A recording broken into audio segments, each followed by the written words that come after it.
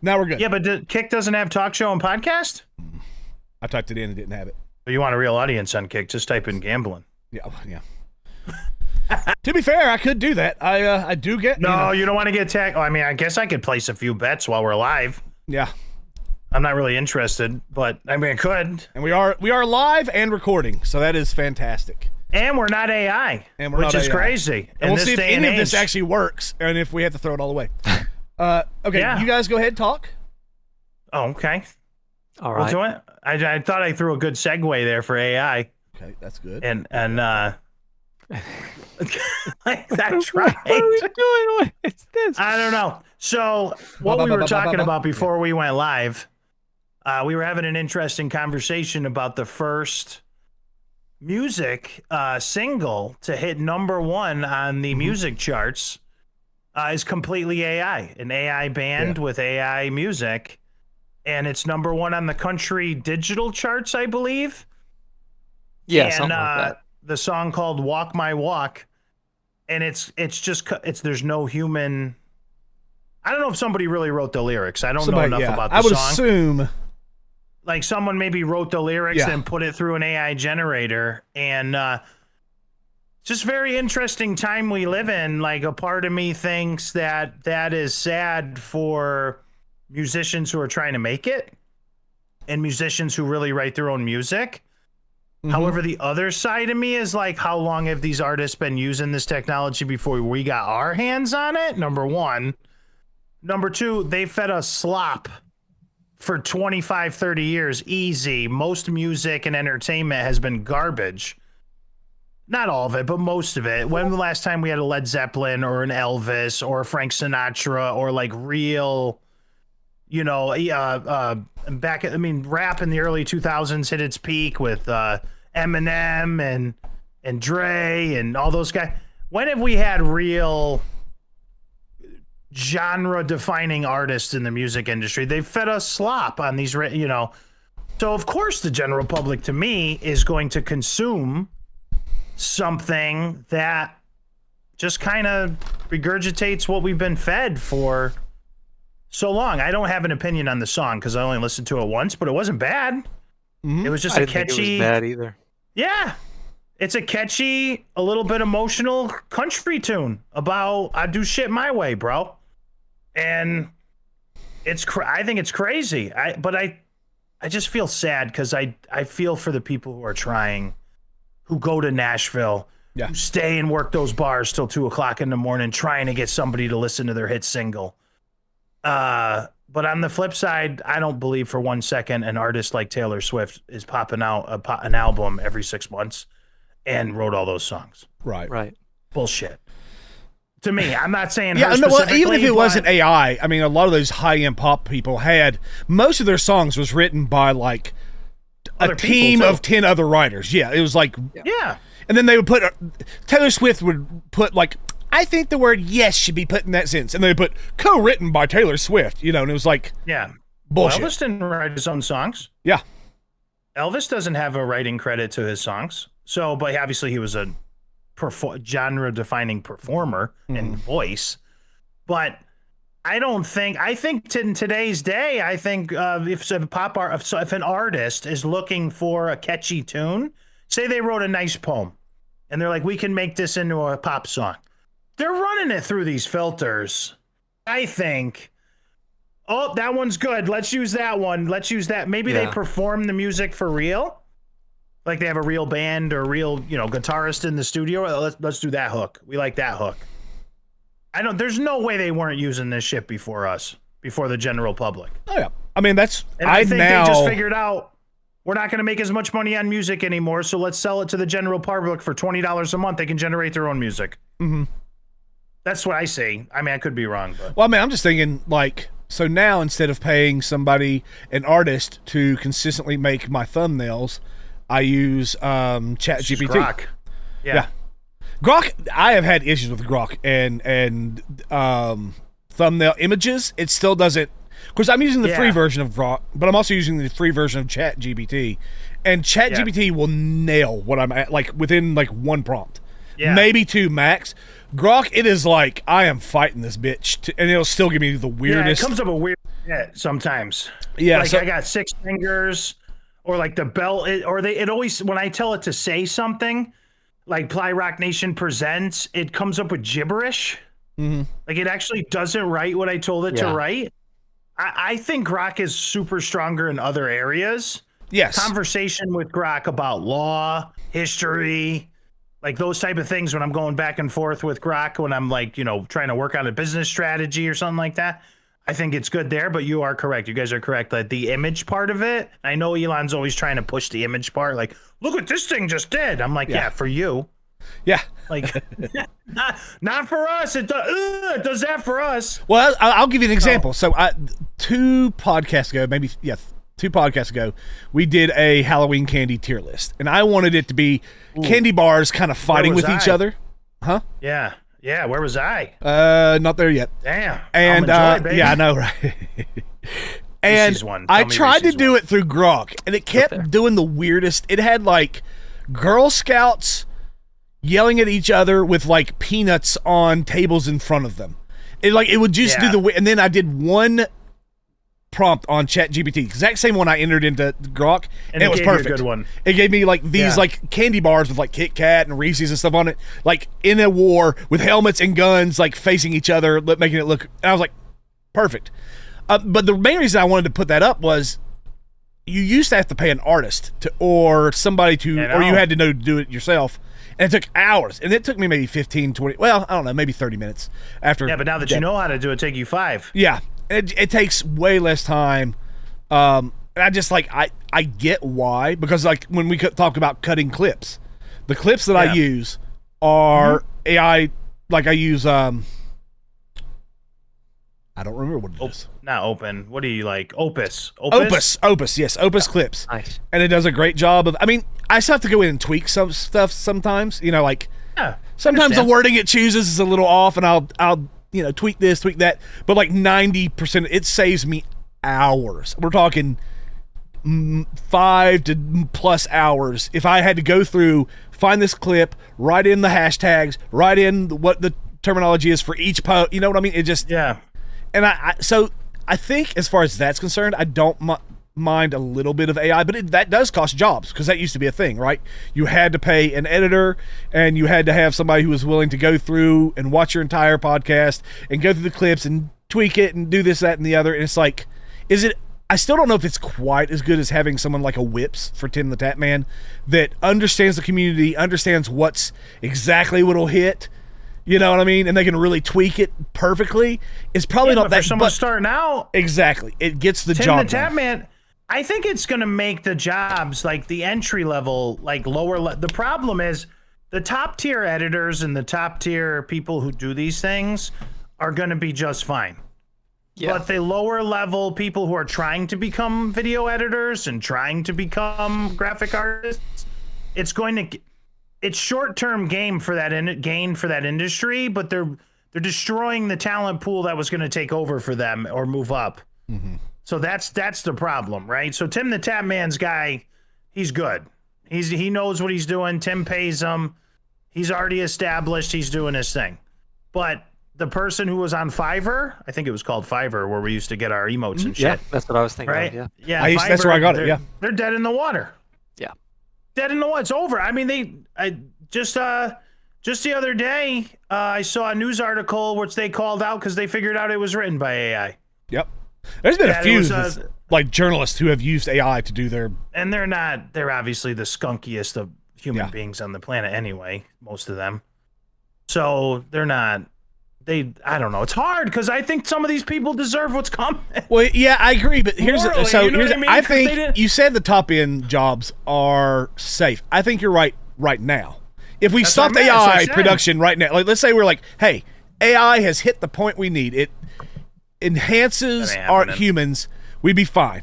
But it's not. In 10 years, I think even those top end jobs are, because the AI grows and gets better and more reliable and more, you can't tell the difference between it and humanity. Well, that's what I said. Yeah. It's like those jobs are going to be gone in a little bit, and it's like, yeah, a lot of industries are going to be facing the music here, so to speak. No pun intended, as we talk about Walk My Way.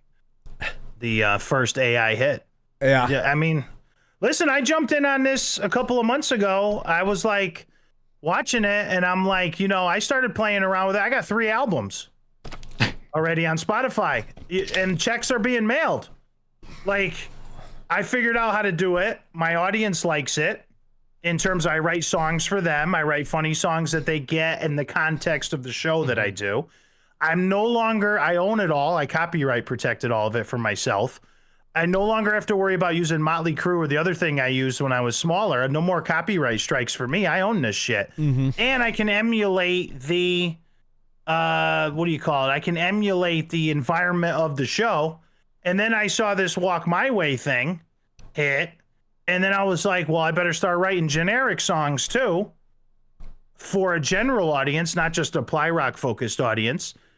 And the music is actually really, most of it comes out when you hit the button and you write it.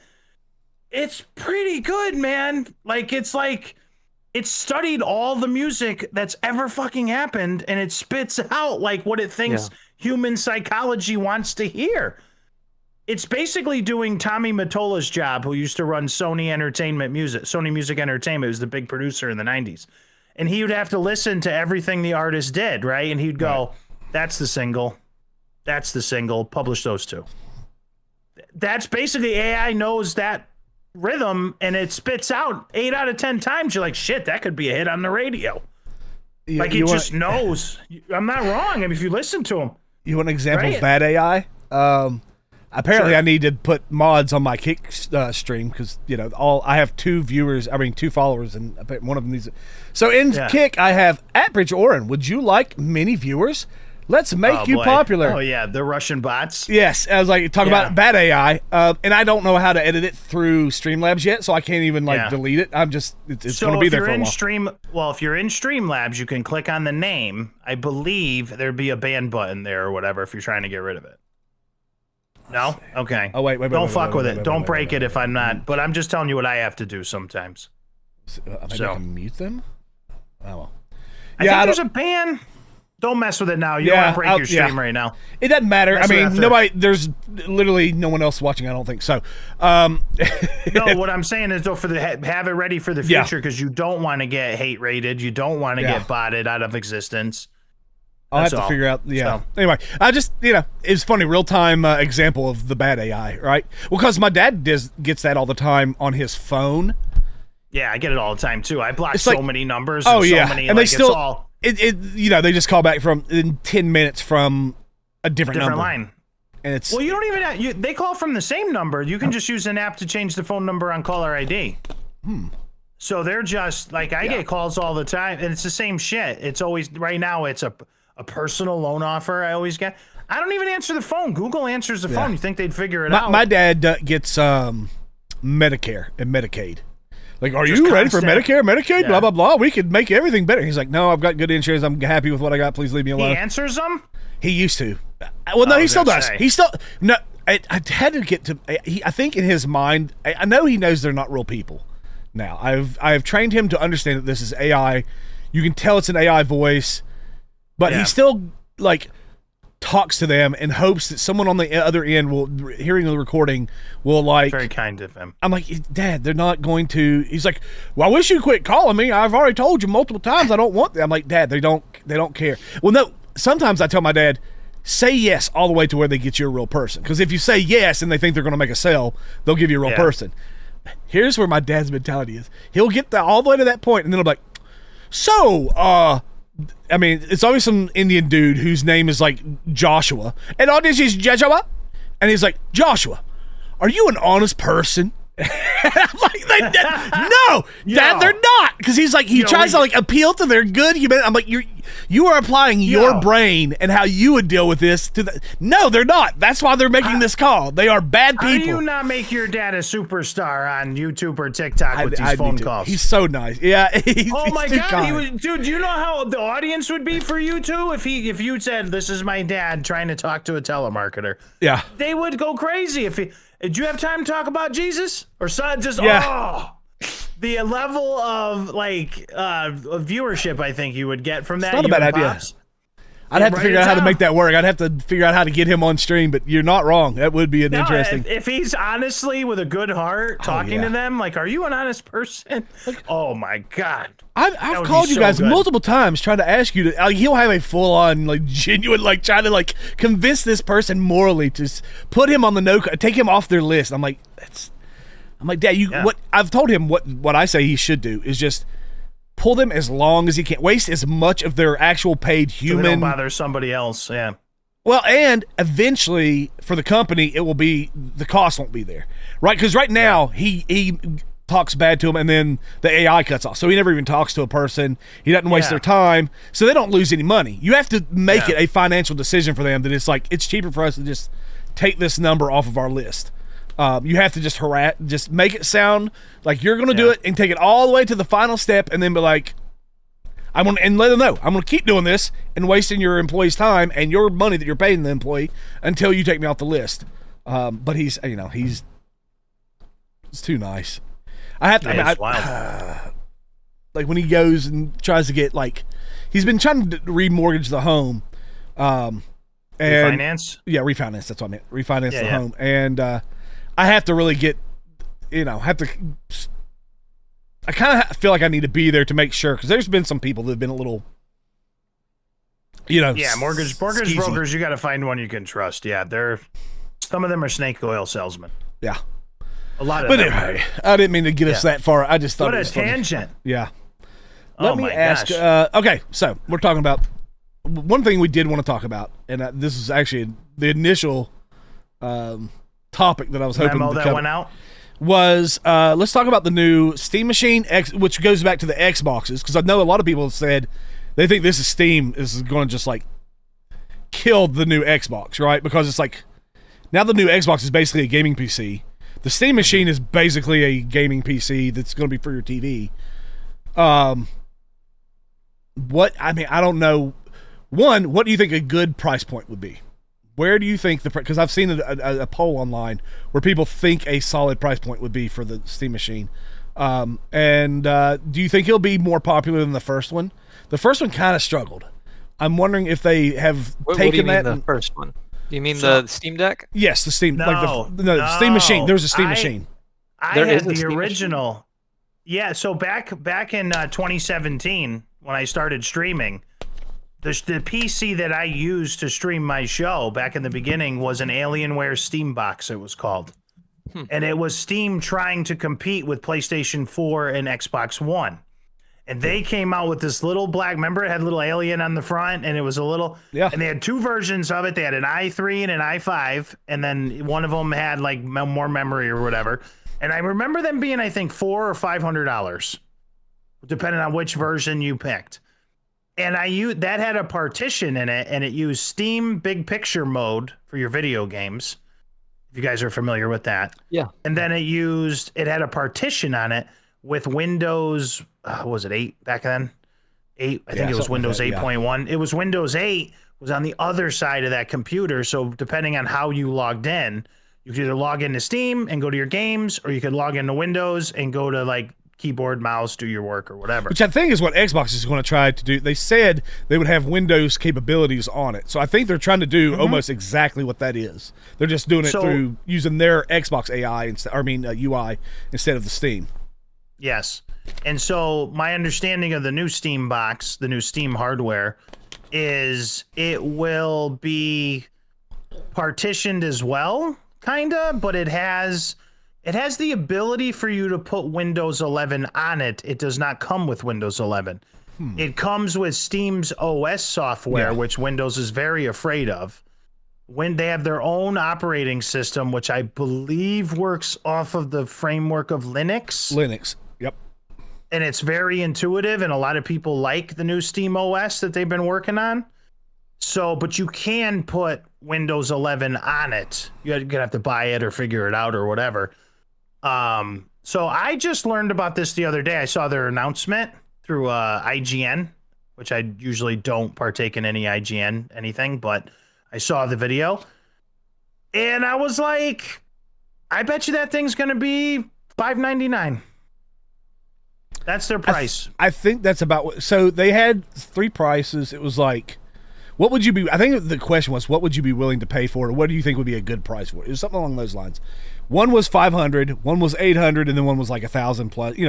And $599. 90% of it was like 500. Then it went down to like 20 or 30% was around the 800 they'd be willing to pay, and then it was like nobody would want to be willing to pay more than that. Basically, no, you can't come back up to Xbox and PlayStation mistake prices to have a hit. You have to stay away from that. And that's where I think if they come out with it at an affordable price, that's where they're going to kill the new Xbox, because the new Xbox has been rumored to come out around 1,200. Which is going to be insane. It's a pretty machine. Did you see it? Did you guys see the video for it? Placebo, did you see it? No, because I didn't tell him to look at it. It looks like a futuristic GameCube.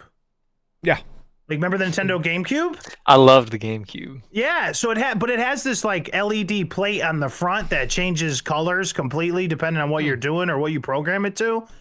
It's solid. It looks like an obelisk. It's just solid black. It's a cube, but it has LEDs kind of around it to give it personality. And it looked like from the specs, it was running about the same strength as a PlayStation 5 Pro. It was around that, based upon the specs that I saw. It has its own AMD internal that was designed specifically for the Steam machine, so I'm not quite sure what it equates to in terms of their graphics cards. They claimed it runs like 99% of games at 4K at 60 frames. So they're running at PS5 Pro level, a little higher. PS5 Pro right now is a joke. It's like $750 for that thing. If they come in at $599, they're not just going to hurt Xbox. Yeah. They're going to hurt Sony. They're going to take over the console market, yeah. So I know that Steam, to my understanding, Steam and Sony are betting very hard on AMD's ability to compete with DLSS. So Sony is working right now in tandem with AMD to create FSR, their new frame rate. Yeah, it's basically the DLSS of AMD. Yes. But Sony and AMD came together to do it now over the past year. They joined forces with both their technologies to compete with NVIDIA to create this generational. And I'll tell you why I like this. Go ahead. Sorry, I didn't mean I'm just going to finish the thought. The PlayStation 6 and the Steam box are supposedly going to be able to really use this software to pump those frame rates and pump those resolutions through AI, through that technology. Whereas I don't know if Microsoft is. I think they might be left out of that. You know what I mean? Yeah. So I'm not sure. Because Sony's still not friends with them. Yeah, it's interesting. I don't know how that's. But because the other topic I was going to point out, and I'm this tied into, I didn't even realize this was going to come into it, was that the new 6000 series of NVIDIA GPUs is going to come out in about a year and a half. Sometime early 2027 is what people said. Maybe late 2027, but in a year and a half to 2 years max. Well, we're real close to 2026, so I would say a year to a year and a half. But the current 5000 series hasn't even really sold that well. Like, most people did not go crazy over it. It hasn't went because it wasn't that big of an improvement over the 40 series. And I think people were waiting. Prices are all out of whack too. Yes, and that's the other problem, right? Like, your 5s are cheaper than your 4s. Your 3s are still elevated. Like, it's all over the place. And a 5080 is about, I think it's still around like 1,200 or something like that. I can sell right now, the cheapest I could find on eBay for a 4090 was still around like 1,800 to 2,000. Yeah. So you can I actually thought about selling my 4090 and buying a 5080 because really they're not even improving the actual like hardware performance much anymore. It's all about what you're talking about, which is the software, the frame generation. That's where they're getting the like performance boosts. It's almost no longer they're even like, but they're still upcharging, which is weird because the 50 series is still like. So a 5090, which would be the next, is like $2,500 right now. If you want to buy a 5090, you're paying $2,500. There's no game that needs it. That was the other point. There's no game that sells I play Battlefield 6 and Arc Raiders, the two most popular games right now. Yeah. 4K, ultra settings, max settings. That's what I mean. Over 144 frames per second at 4K, like maxed out, and that's on my 4090. There's no reason to like. There's no Crysis of today. Yes. Remember Crysis? How many PCs did Crysis sell when it came out? The only reason you would want it is because games like what was the cartoony game? Borderlands. It's because a lot of game companies are not maximizing their frames. They're not. What's the word? Yeah. Oh my gosh. That's because they weren't optimizing. Thank you. They're not optimizing their games, and so that's the only reason you would do it is because the game producers are so bad. Yes, that you just have to try to overpower how shitty the programming is. Yeah, but you can just get a PlayStation for that. Yeah, because it runs fine on a PlayStation or an Xbox because that's where they're optimizing things. Mm-hmm. You know, so to me, there's nothing there to sell that card. That's what I was curious how that. But and then you tie in Doom. AMD. Remember Doom 3? Huh? Doom 3. You remember when Doom 3 came out? How many people wanted to run Doom 3? It was like the big graphical jump, the original Doom 3, not like the new reboot. Yeah. I know exactly what you're talking about. Yeah. I wasn't even a PC guy until Doom 3, and then I was like, shit, and I built my own PC. I had to learn everything just to play that game. There's no game today that needs that to happen. Yeah. Is what I'm saying. So Nvidia is smart to take a couple years off. Call of Duty could learn a fucking lesson. That game sucks. Like they could take so we don't even want to get into that. I played 10 minutes of that, said this is horseshit. Drop that. You want to give me there's my review of Call of Duty 7. Oh my God. I played the campaign for 10 minutes. I said, what am I doing? What am I playing? It was cool to see Milo. That was cool. But then I don't know if you guys played it. I know Placebo is probably not your jam usually anyway, right? No, I had your experience with Call of Duty 7 with Call of Duty 6. We did an open beta or something. And a few minutes in, I'm like, dude, this is just. If you hated 6, like if you just didn't like it, you'd think 7 is an absolute, because 7's an embarrassment. Yeah. Like the campaign, I can't speak for multiplayer yet because I haven't tried it. Mm-hmm. But the campaign, you could clearly tell they there's no effort. They used old maps for the campaign from. Do you remember the Call of Duty 4 Battle Royale, like the first one they tried, which was actually not half bad? But you remember that one? Yes, I know exactly what you're talking about. Yeah, no, almost all their maps are redone map. They did that on the last one. The last one, all their multiplayer maps and Warzone and everything were like recreated. Wow. They haven't made new content for that game that they've been charging $70 to $100 for, plus $30 more for every 2 to 3 months for their season pass. So they haven't made new content on the game for like 3 years. It's been this. I didn't buy this one. This is the first Call of Duty I have not bought because I was like, it's the same shit. Plus they screwed up Game Pass because they lost so much money on it. They destroyed the Game Pass audience. Or almost, with the $30 and this and that, because Activision just tanked it because of Call of Duty. So, because it was day one on there. So they lost all that money too because nobody was buying it anymore. They were just playing it on Game Pass. But anyway, long story short, what an embarrassment. Like I thought called Modern Warfare 3 was the high linchpin of embarrassing campaigns when they reused Warzone maps. Yeah. To tell a story. It was horrid. It didn't even end right. And then to them to do this, Treyarch, I thought Treyarch was supposed to be like the top guys there. It's not. They got to take a break. They got to go away for 2 years.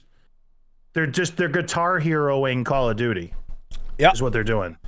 Well, they're Guitar Heroing it out of existence. I want to go back. How do you think, because AMD has always been the price leader, right? Because I kind of want to go back before we get too far away from it. Meaning they were cheaper? Yes, they were. They would have the almost not quite as good as NVIDIA's cards. It wouldn't quite produce on par with it, but it was like if you were. No, but they're admirable. Yes, if you want to pay $500 less for your card, it would get the job done.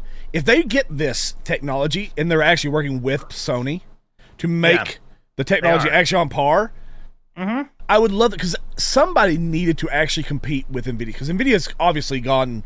Just batshit crazy. Recognition too. Yeah, but I think AMD, if they came out, there's a lot of people who've been kind of tired with. I'm a huge NVIDIA guy. I've always had NVIDIA, but like I've been waiting for AMD to put something out because I have an AMD CPU.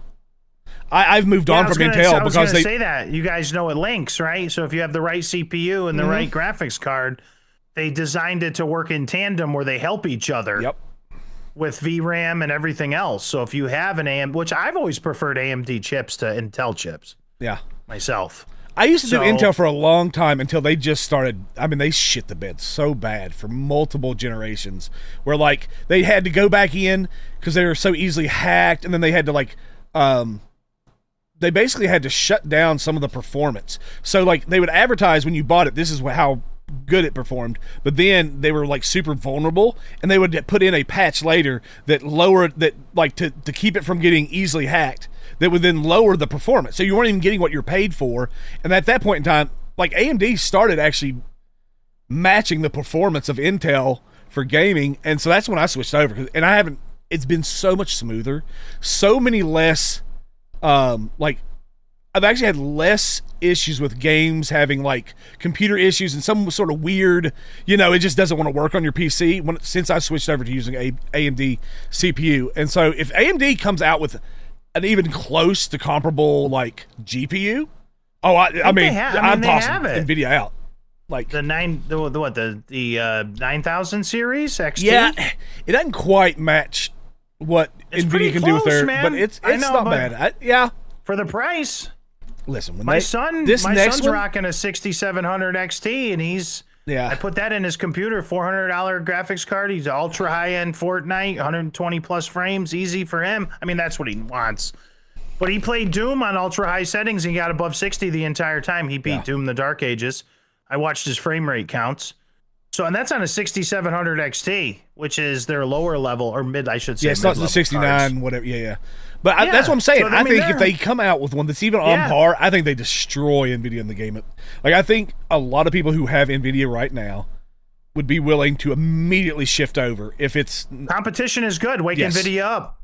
I agree. I think because this is most recent, the 5000 series for NVIDIA did not have an AMD chose not to try to match the high end yet, but a lot of people did say they thought they were kind of taking this generation off to prepare and plan for the next one so they could really like compete.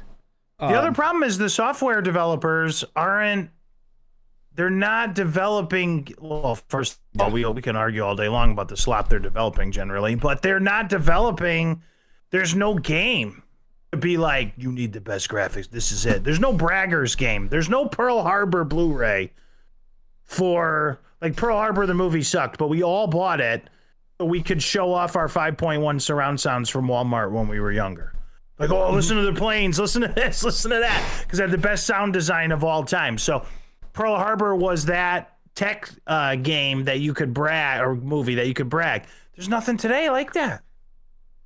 I mean, I can't think of Expedition 33 can run on Xbox One, right? My trash. Or whatever. Or I mean, Placebo's our low end practice guy. We just like, can this run on your computer? And then he's like, yes, it runs well. I think Preach is the high, I'm the mid, you're the low, but then we can cover the games at work and we can all hit it from a different perspective. I'm not the high anymore, right? I'm still 49. I didn't, because I refuse.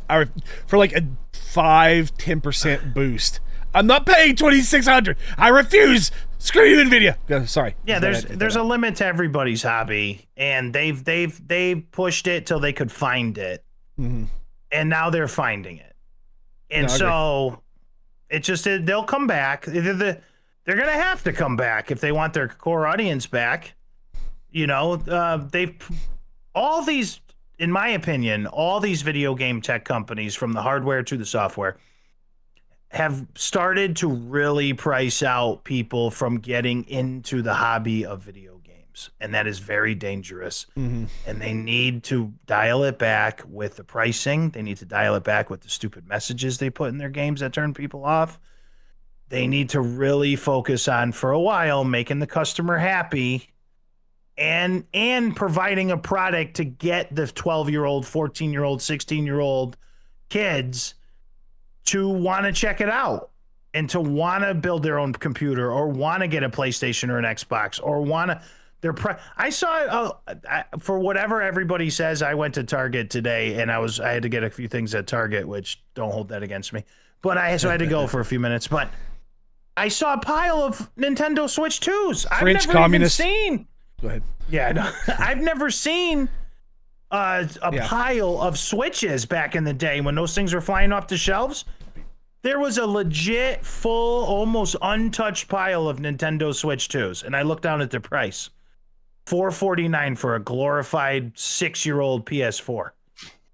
And wasn't it a big deal when those came out? Like everyone was worried that they weren't going to get theirs because there was going to be a shortage or something like that. Well, Nintendo always creates the shortage, right? They do that on purpose, always up front.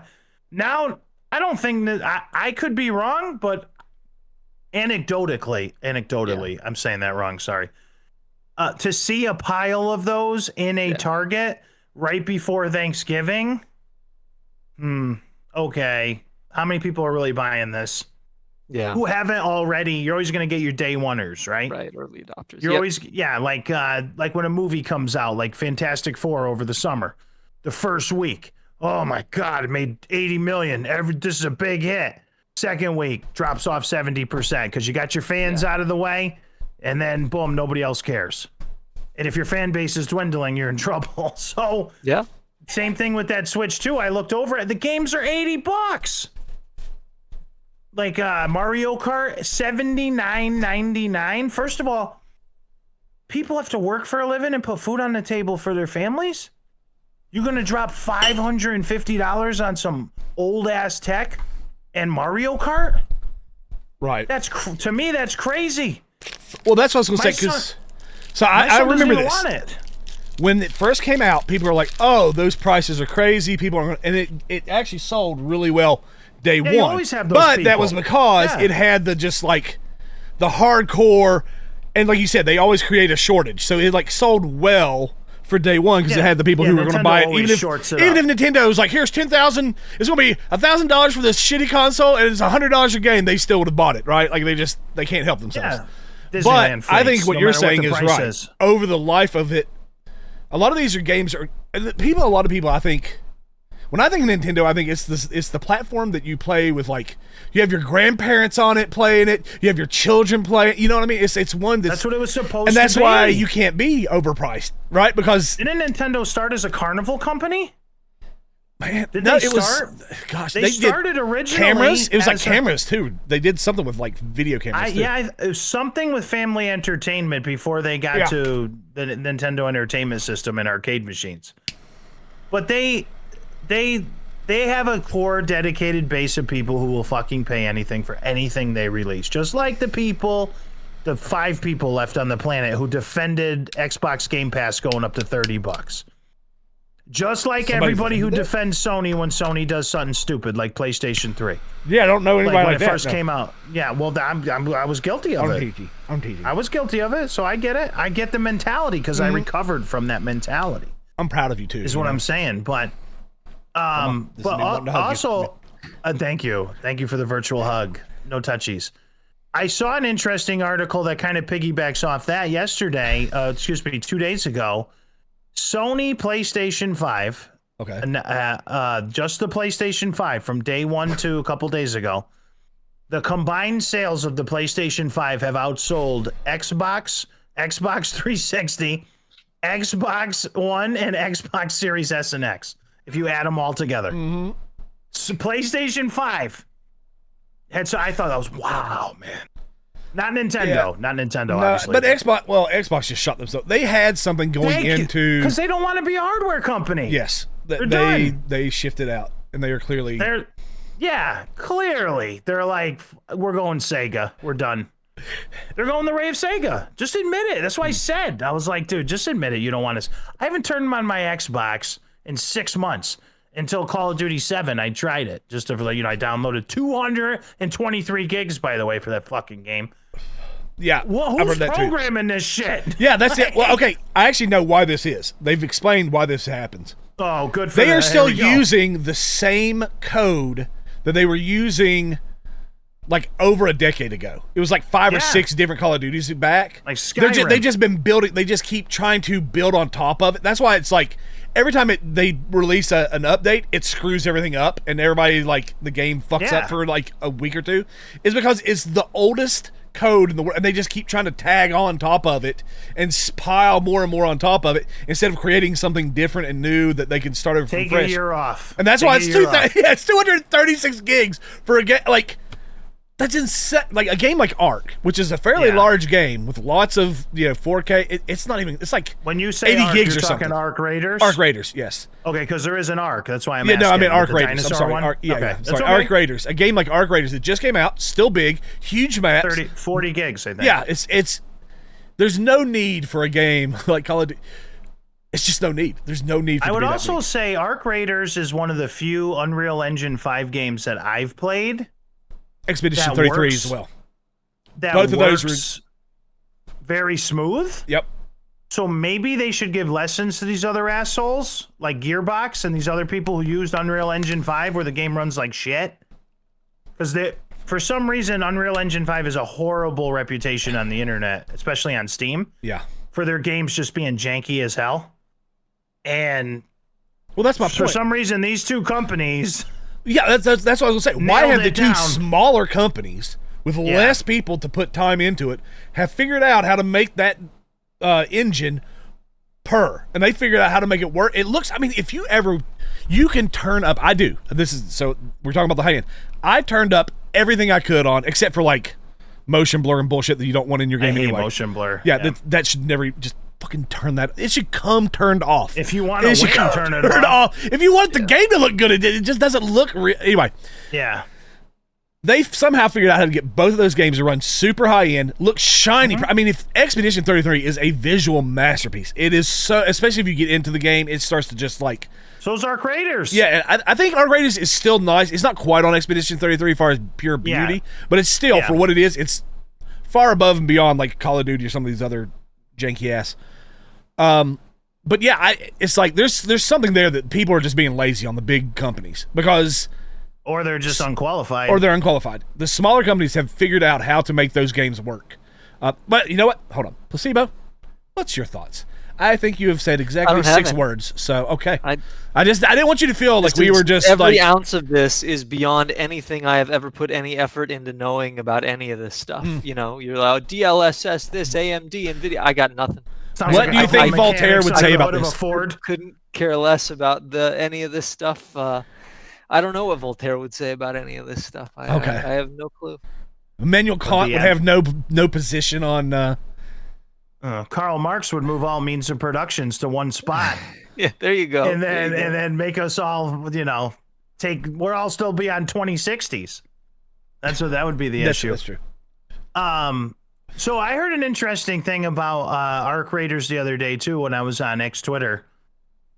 Someone was talking about how unique the game was and how no one's ever done anything like this before. Like someone was like talking about, and I'm sitting there thinking, and my first thought was, as a Division fan, I was a Division nut when the Division came out, and they had the dark zones. Yep, that's what everybody. PvP I've heard and gear. Loads of people compare that. Yep. And that was the first thing I thought, but then I scrolled down this guy's comments, and they were like, "Yo."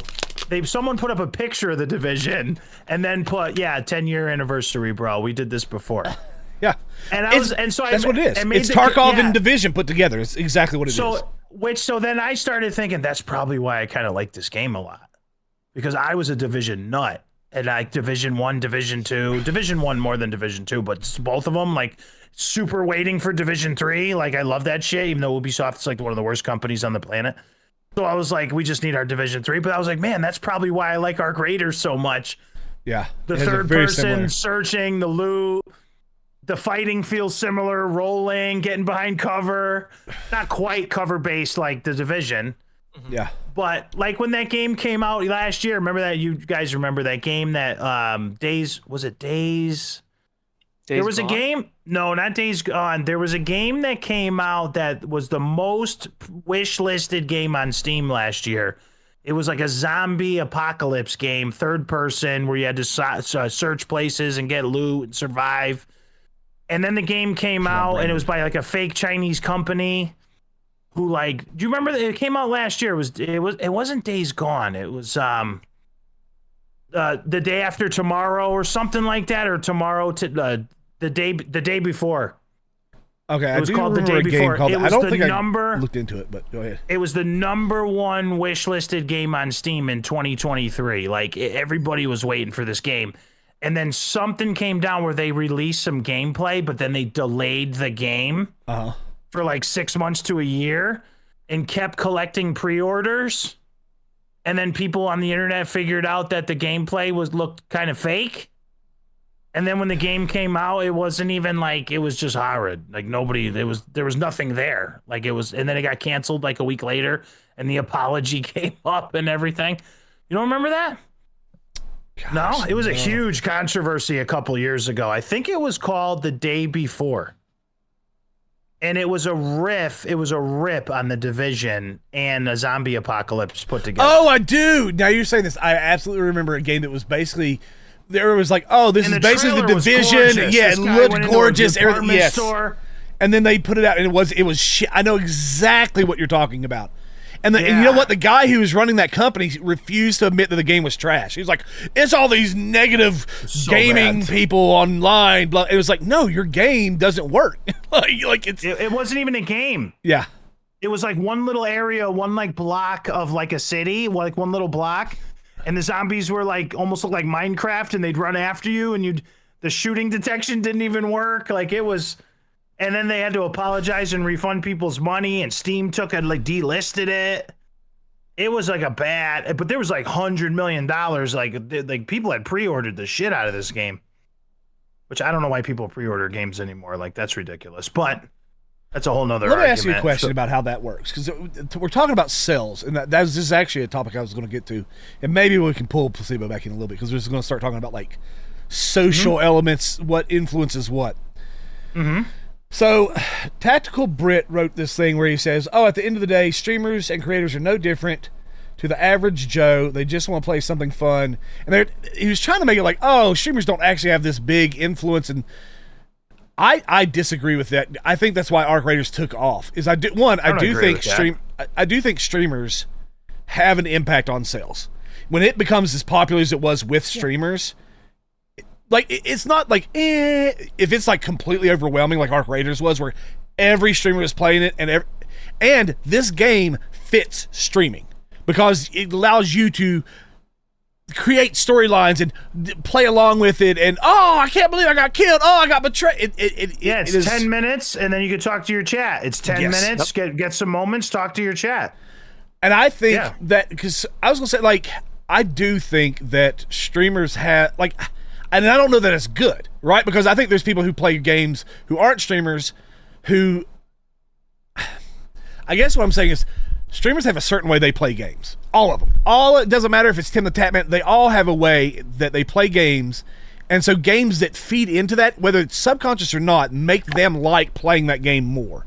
Because it makes their time when they're working more enjoyable. And they actually enjoy that game. But sometimes some of those elements aren't necessarily good for people. A dad who works 40 hours a week and gets an hour a night to go do something. I do think sometimes the way in which streamers play games doesn't translate over to the way a regular gamer wants to play a game. And it can have some bit of I don't think all games should build their games around what streamers tell them, this is what I would like. You know, because I think that is a dangerous precedent to set. I like streamers, and I think they should have their fun, but I do think when you start seeing game companies build games for streamers instead of for gamers, and then letting streamers enjoy the game and kind of create the element that they want out of it, I think that's where you start getting it broken. Now, Arc Raiders, I think, did a good job of building a perfectly fine game. I was going to say, honestly, if they would have had if they had a PvE version of it where I didn't have to shoot other people, I think I would like it more. But I know for a lot of people that is an element that they want. It adds to the tension of the round. I guess my question is like, what do you think that? I don't know if that's healthy for society. I don't know if it's that, because regular people also can't create the same kind of environment, engagements. A lot of the stuff that happens for streamers cannot happen for regular gamers. I'll give you an example.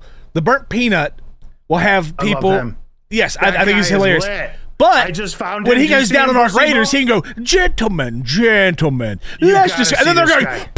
Peanut! And they raise him. They res him and they pick him up off the ground. That does not happen to regular people. Regular people, you are finished before you even... So it changes, like, if people see how Peanut plays the game, and they go, oh, this is this is the experience I'm going to have, especially when you also have Cloaksy and these fucking cracked out, drug sniffing, just gamers that are helping you but shoot everybody while you're playing, you're role playing as, a goofy Peanut.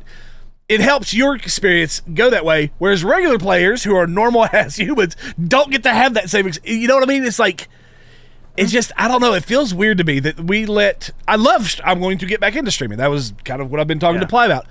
I don't mind streamers. I just don't like when it feels like they control the entire gaming industry because of their influence. I think it's it can get too lopsided. It can get lopsided. It can work for or against, right? So Expedition 33. By the way, great word of mouth. Hello, Fallen Queen. Go ahead. Great word of mouth, great sales. A lot of that came from streamers It's advertising. The companies love it. As long as their product is out there and there's eyeballs on it, right? Yeah. So I mean, they're going to naturally sell more. So just from a sales and marketing perspective, you want the games to be front and center on streaming platforms, Twitch, Kick, YouTube, wherever. I think the video game industry is already in such a bad place with a lot of the slop they give us. I don't know if it could get much worse if they design games specifically for streamers. Like, I don't know where the bottom of the barrel is on that, because I think most of the games that they try to get us for $70 now suck. And that's why they get so... I'm thinking the slop is actually at the lower end, right? When you say, oh, the slop, I'm thinking the ones that, like, Among Us came out, right? And people loved it because they got to watch their favorite streamers, kill each other and play the, it was a cute little $10 game. Yeah. But then after that, we got I want to say 5 or 6 games that have the same sort of the copycats, them, right? And they're all copycat, right? You got Lethal Company. You got God, what's the climbing one where the funniest thing to do is, oh, we're almost to the top. I know exactly what you're talking about. Yes. Oops, I pushed you off. Ha ha. We all laugh, right? And I just, that in my mind is way more slop like.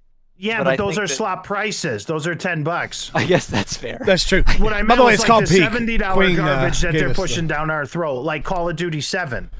What? Like, that game is $69.99. It's garbage. That game should not be $69.99. That is a copy and paste, an AI put together At best shit. DLC. At best DLC. At best DLC. Yeah. And that's for me playing it for 15 minutes. I agree with you, those games. I think those games have a place a little bit just because they're $10. They're $5.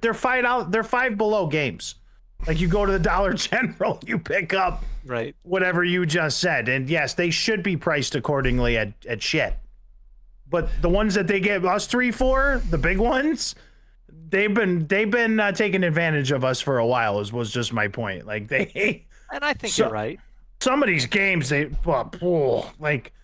played a few of them, and I don't buy as many games as I used to either anymore. I used to buy everything. Well, let me give an example of what I was talking about. Oh, go ahead. Sorry. I just kind of agree that I think a lot of the games that are coming out are made targeted for short form content to be published about the games. Yeah, you are correct. More stuff comes out about it. So Battlefield 6. There's a reason people have loved Battlefield 6. There's a vibe to it. It's different than Call of Duty. It's a little bit slower, but you can play it differently. You can run around with just your paddles out and healing people and feel like you help the team.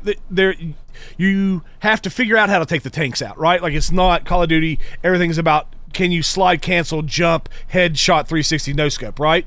It's a different vibe. Well, Swag was always on Twitter talking about, oh, they need to get rid of the tanks. They need to get rid of the tanks. The tanks are super easy to kill off. Even in the Battle Royale, it's like 2 rockets to the ass of a tank and it blows up.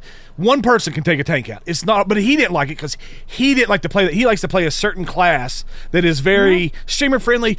Oh, look, you see me do my slide cancel route, pa, pa, pa, pa, pa. And so he was trying to get them to basically undo the soul of what makes Battlefield so that it would feel more like Call of Duty, so he can make more Call of Duty content on Battlefield.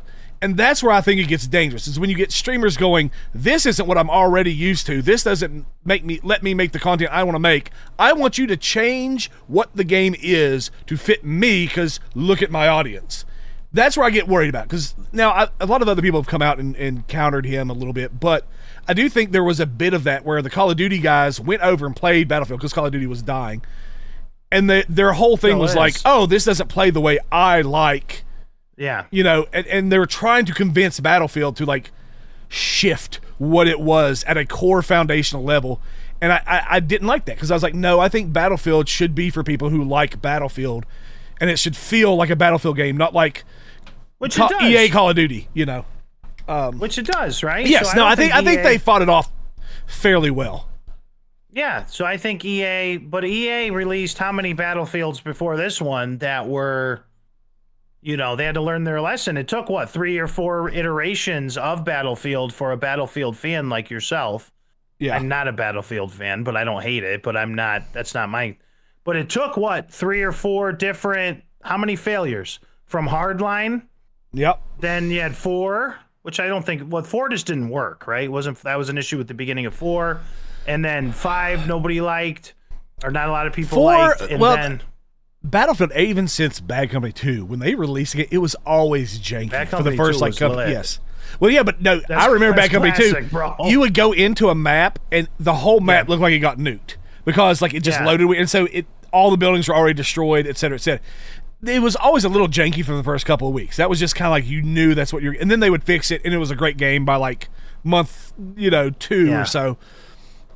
So Battlefield 4 was still, everybody loved Battlefield 4. By the time it hit its stride, it was once they got into like Battlefield 5, Battlefield 1, what they called Battlefield, which is World War 1, 2042. It was once they started those trying. Those 3 didn't work, and Hardline was not a success either. Yeah, and Hardline I think both of those. Cops one. Yeah, I think all of those tried to emulate Call of Duty a little bit more, right? Like they tried to make it more. How many games emulated Call of Duty over like when Call of Duty Modern Warfare 4 hit? Every game for what, 15 years was Call of Duty-esque. Yeah, they all tried to. I mean, I agree. Everything. Even Homefront. How many games came out that tried to do what Call of Duty did back in the day? Now Call of Duty can't even do what Call of Duty did back in the day. Yeah. Like, I don't know. I wonder if there's a. Again, I do like streamers. I enjoy watching them from time to time. I want to be, I'm making. But I worry if they have too much control. I think anytime one group of people has like full influence over a broader industry. Sounds like you're talking about movie critics. Well, yes. Now they fake like in movies, and the studios pay them, and they go to these ritzy parties, and then they say stupid things like Snow White was just generational performance. And then you go see the movie and you're like, wow, generational into what? Diarrhea? What is this? Like, nobody likes this. So it's the same thing in every industry, right? I think IGN does more damage to the video game industry than most streamers. Well, I was going to ask you about that. I think gamers have shifted. They don't trust game journalists anymore. They just don't, because... Well, what happened was many journalists would put, like, they had Concord and all these other games at, like, a 7, an 8, a 9, like the Dragon Age Inquisition, which was a horrible Dragon Age. Bombed horror. Everybody knew it was a garbage. Veilguard? The most recent one. That's Veilguard. Okay, Veilguard. They had it like a 9. And it was like everybody knew it was trash. They played it. It was absolute trash. And all these game journalists had it at like an 8 or a 9, right? Well, I think that was the straw that broke the camel's. Everybody knew they were kind of fake, but then when they saw that, they really flipped. But then there would be like a game like Elden Ring, or Elden Ring actually got pretty good reception. But there was a game that came out recently that was like this very beautiful, well-made game, and people were giving it like the journalists were giving it like 5s and 6s, but the user score was like in the 90s. Yeah. And I just think after that happened over and over and over and over, people are like, these journalists are not. They're fake. You can't trust them at all. Well, what the fuck journalists in any genre can you trust anymore? We used to be able to trust sports journalists. 100% right. Yeah. Now they work for the mob too. Yep. Like, it's like, then you don't trust any of these clowns. Big one for me is with this bullshit is I just saw Predator Badlands. So I went in with lower expectations for Predator Badlands because Predator is one of my favorite movies of all time. Yep. Predator is such a good film. It's taught in film schools. Like, it's literally like, for me, top 5. And then I saw like the Rotten Tomatoes for Predator Badlands, and I saw that they got Predator at like 69%. They got Predator Badlands at like 92% fresh tomato. Yeah. And I'm like, first of all, I didn't hate Predator Badlands. So I didn't come out going, that was a pile of garbage. However, that's not a Predator movie. And it's not a 90% approval rating Predator, right? And like you can tell. That's a Disney movie. I went in and watched a Disney movie. It was a buddy movie. There was a young coming of age who didn't like his father hero. There was a quirky sidekick who was going to teach him valuable lessons about life. There was a fucking cute little animal that became like their third with big eyes and sell merchandise. It was PG-13. There was no blood. There was no hunt. So to me, you could have switched out that Predator for any alien. You would have gotten the same movie. You could have called it Badlands. You know what I mean? So was it a bad movie? No. Was it a Disney formulaic, the Predator as we know it is gone movie? Yes. Yeah. It's gone. So I have a question. So they fucked with Rotten Tomatoes, right? Like they tweaked the formula because I think what was happening is a lot of the user scores started getting like sabotaged because user scores started disagreeing with the critics, and they didn't like that. Movies. So they started tweaking it to where it like the critics had more of an impact on it. So they also, I believe now with Rotten Tomatoes and websites like that, but I'm pretty sure Rotten Tomatoes, the critic scores come out first is the issue. And they don't really release the user scores till the movie's had a chance to make a little bit of money. Like there's a delay in user scores. So the critics come out and say, this is the greatest thing ever, 90% on opening night. And then 3 days later, the users have 32%.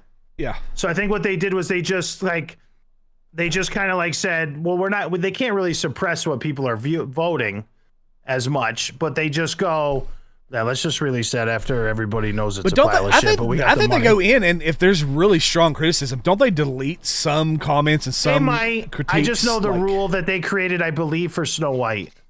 Okay. Because Snow White got just so savaged that they had to. I believe it was Snow White. It might have been. It might have been one of the Marvel movies over the past couple of years. Whatever. It was one of those. Yeah. It was one of those. said they did the same thing with Star Wars. Yeah, they had Star Wars. Listen. Star Wars breaks my heart. I'm not even a Star Wars fan, but I feel bad for Star Wars fans. That was the biggest franchise on the planet until Disney got its hands on it. That shit had conventions, sold merchandise. Just every time a movie came out, it was a mega event, even if the movie sucked, which let's be honest, the prequels suck, but the prequels don't suck as bad as what Disney did, so everybody thinks the prequels are amazing. You know, like, but that was their way of saving the prequels. Is they just like by right? Like, if you surround yourself with ugly people, even if you're average, you look hot by comparison. It's like that's the idea. Disney a couple weeks ago, I don't know if we talked about this on this podcast or you guys did, but probably about a month and a half ago, Disney hired a marketing firm to try to figure out how to attract young men back to their product. I remember this, yeah. Wait, really? For real, they own Marvel, they own Star Wars, they own Indiana Jones, they own Lucasfilm. Okay, all right. So they're paying someone because they can't possibly figure out why young men are not interested in their what products. they're putting out. When they own the this is actually crazy to me. Yeah. They own 3 or 4 of the biggest male-centric properties on the planet for young boys and teenagers. And what do they do to them? They destroyed everything. You don't even see the Muppets anymore. Remember the Muppets? Like they were like cultural icons. They're gone. Like Star Wars is a glorified show now that nobody watches. Star Wars has been relegated to Disney Plus. Maybe a Mandalorian movie that's coming out that looks like it should be on Disney Plus. I saw the trailer for it. What are they doing? They spent billions of dollars on these things, and they ruin, just like Microsoft. They all kind of do this when they get too big. They buy these things to supplement their products and do things, and then they just tank. whatever they're buying and soaking up because they try to make it more like what they're doing when they should have just let Marvel stay with what it was doing. It's crazy. Why don't they do? I don't. It's frustrating. I can run these companies better than these fucking CEOs with all the like. They live in a bubble, bro. Just use common sense. Look, they live in a bubble. It's a scientific theory. Like they actually placebo. Tell me if this is true or not. I saw this on YouTube, so it might not be true. But I watched the rise and fall of Kmart. Kmart was the biggest retailer on the planet through the 80s. Like nobody could touch Kmart. Walmart was trying. It was trying to grow. It was trying to do things, but nobody could touch Kmart. And the leadership of Kmart lived in this weird bubble where they didn't pay attention to anything other than their own opinions. And this happens to in a lot of companies. Sears. Where they generally think they're completely right and the public who's paying their bills is full of shit. So Kmart made it harder to shop in their stores. They designed them in a way where people had to earn the products that they were buying. Like it was this weird, like the way they designed to walk through the store and everything. Like, well, if you're shopping at Kmart, you need to, earn that you got that jacket here and you need to walk to the shoes over here and get, and it has to be an experience of integrity and blah, blah. They started believing this weird shit. You get this. Who's ever went to Kmart? Been like, I feel integrity now. But I'm saying. High. But then Walmart was on the side going, how do we learn UPCs? How do we take inventory faster? How can we get the customer in and out of the store faster? They were completely customer focused, Sam Walton and everybody, all the way for 25, 30 years, just trying to perfect the customer experience. Kmart, Bradley's, Caldors were like in Target were their big competitions back then. Target, not as much now it is. But Kmart just went full in, like, we're right, you're wrong, we don't give a shit. And the company just went out of business just because the leadership just wouldn't change any courses because they were completely convinced they were right. Well, I've got a story for that for Walmart. Walmart did that in Korea. They did not adapt to what what they liked in their stores. They tried to do the same shopping experience you get in America, where Americans have different values and what they care about and what they don't care about and all that. Or what they're buying, what they're buying. Well, it was a lot of like, Koreans want their stores to look nice. They don't want it to look like a warehouse. They want beautiful motherfucker. They want certain things in certain places. It was part of one of my courses here, and they talked about this, and they failed. Walmart failed in Germany because it failed to adapt to certain German sensibilities. What they thought was the most. Well, the Germans failed here with DHL. Yeah, that's what I'm saying. Like it's like figure it out here. Yeah, these companies, even if they figure out what happened in theirs, they don't realize like, oh, maybe this won't work in a different culture, and so they don't adapt. They don't. It's like adaptability is so hard for like. You got to pivot, CEOs and upper management to like process. It blows my mind.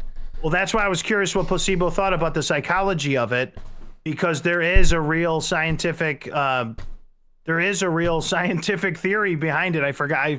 I'm so sorry. It's escaping me. This is one of those 2:00 in the morning. Yeah. I'm eating food, watching YouTubes. You know what I mean? But they described how it's a real phenomenon, I guess is a better word for it, a real phenomenon within companies where they start believing their own press when their own press is written by their own boardroom and nobody else. And you see these companies like us three, we look at when a company makes a decision like Microsoft and they go, I think Game Pass should be $30. And we should let's raise the prices of the consoles again because we need more money.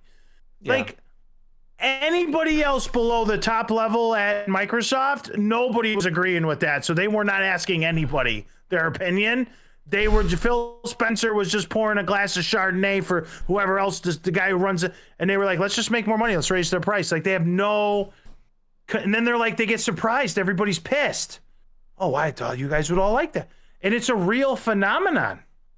It's crazy. I guess it happens on a micro level too, but. What? I don't know what it's called. I suspect that. Have you heard of it?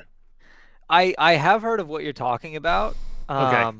I mean, the social bubble theory is absolutely out there. Yeah. Right? That is real, and it's not just in like the upper man. It's all over the place, right? It's why you get like groups of neo-Nazis, right? It's why you get all sorts of ridiculous, outlandish views. Hollywood, right? Hollywood actors and actresses. Yeah. Great example. Out of touch. But I don't know. When I'm thinking about it, I'm thinking of two different things working together. So you got self-centered bias, right? you are more likely to trust your opinions about things than anyone else's opinions because you've lived your whole life with your opinions and your thoughts, and you're not dead yet. And things, so you tend to think that you know what's up. And then second, the big one actually is probably groupthink, right? Like if I were to go alone over to Korea and try to figure out how to get Walmarts to work there, I probably am going to have to figure out, okay, what do they like? How am I going to adapt? How am I going to sort it out? But if like me and 8 other guys went over and I was the CEO and I was pretty headstrong about what I wanted, the 8 other guys are probably going to go yes, yes, yes, yes, rather than rock the boat, right? This happens all the time. So I would wager that within these little bubbles that you're talking about, the reason that they are bubbles and you get the sort of outside sphere of them that resists the outside stuff is because it's just all the yes men in there that are all going with whatever the guy says.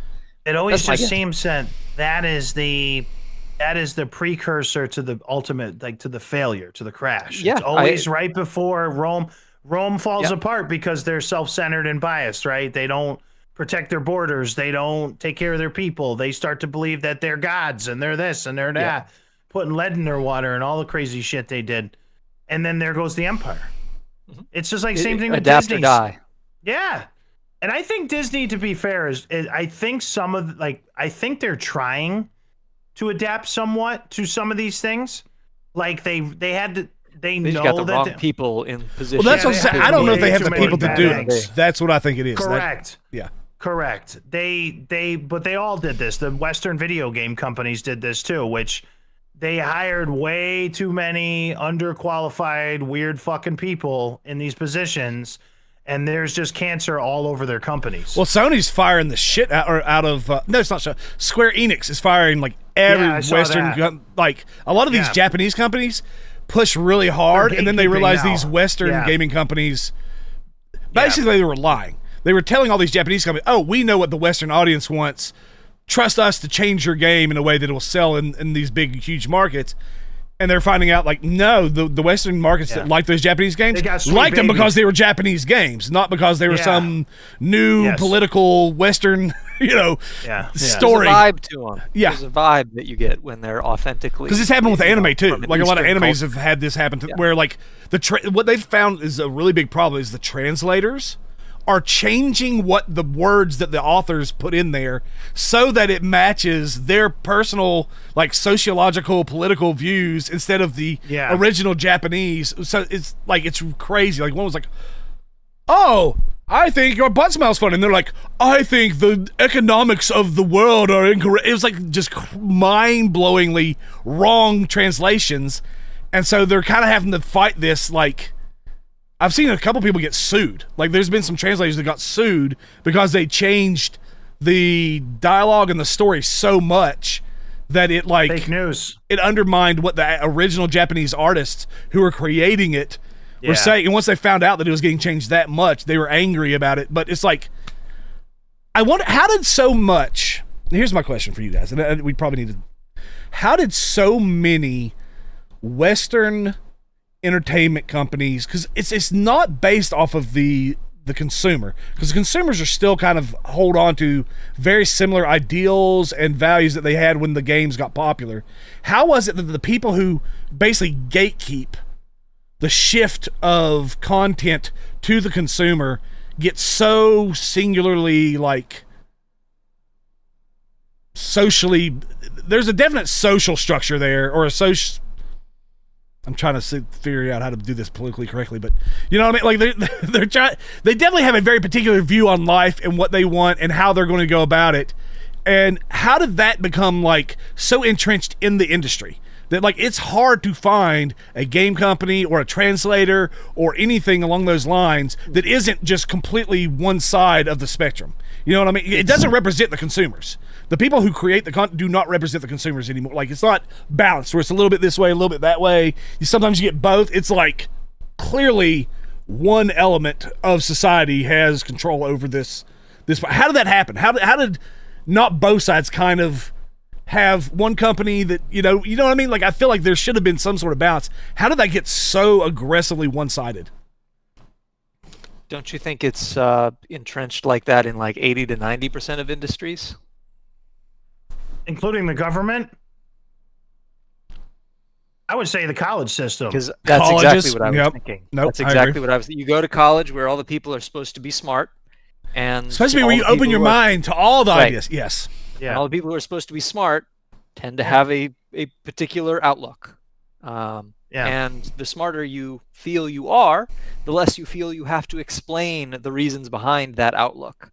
And so I think it's like what we talk about with our master's, doctor level papers all the time, right? Like, it obfuscates, right? Obfuscate rather than explain, unfortunately. Yeah. And so people coming in, brand new to it, don't want to admit they don't know something, so they just accept what the people who have already been there for a while say, so that they can feel like they're more knowledgeable. And then, well, eventually those people are gone, and now it's on you to explain it to a new cohort. But guess what? You can't fucking do, right? Because it was never explained to you. But so I think that's the pattern that's caused the big downfall. And I think I would also say, just in terms of their college experience and whatever they're after, their at higher level learning experience was, a lot of them don't care if the game makes money or not. They have the attitude of capitalism is bad anyway, and they're going to get the message out because that's the right thing to do. So a lot of them knew when they wrote Dragon Age Veilguard that a lot of people were going to puke that back up and not like the way that game was going. They must have, yeah. And a lot of them didn't care. You see it on Twitter when the producers of these games say things like, then fuck you, don't buy my game. Or whatever they say, well, only bigots don't like our game. That's what I was going to go with. There's a self-righteous like a sort of shaming feeling to it all, right? Like with Star Wars. The people that hate it are evil, so we're going to make this for the good guys. The good Correct. guys are going to like it. But the good guys don't have enough money for us to make another one. But oh well, we're going to sacrifice Dragon Age. I'm just using Dragon Age as an example. We're going to sacrifice that franchise to get that right message out. Whatever that the message is, that's okay. We'll get fired and laid off, and then we did the right thing. Well, I think and we'll go to another game. Let me ask y'all about this. That's their attitude. I'm not saying it's. Yeah. No, I agree. Yeah. So here's another thing. So I know Sweet Baby Inc. question to wrap this up. You know how much Sweet Baby Inc. had a huge influence on a lot of gaming for a while, right? And then it came out when Doge went out and looked. Sweet Baby Inc. was basically a government funded. That's how they got started, and that's how they got so much influence. They're like, oh look, we're official. That's how they got their foothold. It was actually too. They got all their funding and their position and their authority and look how big we are. We're established, etc. It was almost entirely created. It wasn't real. Yeah. They didn't do it because they actually knew what the community and what the market wanted. They were completely funded by the government and by certain. So I wonder how much of that was it was politicians or political activists pushing certain things, and they knew how to do it. They're smart. That's how they took over the education system. Yeah, they started there. They figured it out. I mean, what's his name? I don't know. Placebo's going to help me with this one. One of them said you got to start with the children. I think it was Lenin, who said the easiest way to corrupt a society was to start with the children. The children are the easiest ones to. Who said it? So one of them said it, and that's why Lenin designed that system of, indoctrinating children's a hell of a lot easier than indoctrinating a 40-year-old. Yeah. I think they even got it more precise. Hit them when they're teenagers and young adults. When they think, I'm now wise. I am now. I understand more than my parents. My silly parents. I know more. Like when you hit that high school, college age, and that's when you start brainwashing them. Ooh, that is like you're nailing it. Because then they feel super self-righteous in their change, right? So those people that we're talking about who were sucked into that are now working for all these companies. A lot of them, not all of them. I've heard there's some good people there, but most of them, let's be honest. And they're just turning out this trash, and they don't care. They don't care. They're like, I don't care. That game was a failure. I told a Nazi where to go because they don't like my message, so they got to be evil. And they're hateful people, even though they're the ones espousing hate as they talk. It's so ironic. What is it? The hypocrisy. They don't care about hypocrisy. They don't care. They are. Listen, I give them credit. They're the ultimate Batmans in the world. They're just like, I don't give a shit how this happens. This shit's happening. If I got to beat up the Joker, rip his guts out, I don't care. Like, Superman will take you to your lawyer and tell you have rights and do it the good guy way. Well, the real Superman, not the fake Superman that we get all the time now. Batman will just be like, I don't care if I got to kill myself to get the goal done. And that's the way they are. They're like kamikaze like that. They are. They don't. You read them on Twitter. I don't disagree. Yeah, it's wild. Like, their mentality is, I don't care if 20 people buy this. Well, game. I think I heard someone on Twitter say that like one side views it as like a debate and an argument, and so they're trying to convince the other side. The other side thinks they're at war, basically. And so they whatever it takes to get my side to win. They're not in it to have an exchange of ideas. Now, obviously, there's variations within the groups, but they're saying from like a core who's driving that movement, who's driving that side of things. They're the ones who like they're not thinking like, oh, we need to have an argument and come to truth. They're like, we are unquestionably right just because we believe what we believe. And we must do whatever it takes. Where the other side's like, we are right, but we need to convince the other side to understand why we're right. And that's where you're getting the like loss. Because one side's willing to do whatever it takes because they believe they are unquestionably right. Whereas the other one is like trying to like come to our side, and we're okay, fine. We'll give you this if you give us this, and it never worked. They give them one, and then the other one doesn't give back. Today, I think it's less like that today than it was a while ago. I just think the because fight's of the starting to JD come back. Vances and other people of the world.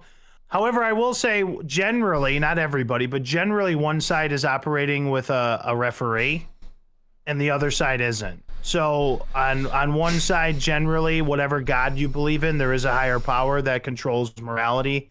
And that is a govern on a lot of people's behavior, which is why a lot of those people, instead of rioting and destroying cities and saying they're burning it down peacefully, they go to work and try to like, take care of their families and do it the right way or whatever else. While the other side doesn't have that higher referee, they think it doesn't exist. So they're more of that, who's that guy who thinks who wrote the evolutionary theory? Why is he escaping me? Darwin or Nietzsche? I always think of Nietzsche is also like there is no God. Well, those guys, though, that team is generally operating on survival of the fittest. And That's interesting. Yeah, they just don't care. They're like, this is right, and I don't care how many people I got to run over with my car or kill or lie, cheat, and use electronic voting or whatever else they do to get, because the end goal is that we're right. Yeah, the end justifies the means to that. Yeah, there's bare knuckle fighting, and there's people who put on 16-ounce gloves. And if you put on 16-ounce gloves when you get in the ring with a bare knuckle fighter, all things being equal, you get your ass knocked out. Yeah. Whereas finally the other side is starting to take off the gloves and maybe now starting to hit with taped hands, but we're not quite to brass knuckles yet to finish off those clowns. So it's moving in that direction. So... Yeah, it's Roxbury. What is it? The queen of what was it? The queen of Roxbury rules in boxing. I forgot the term.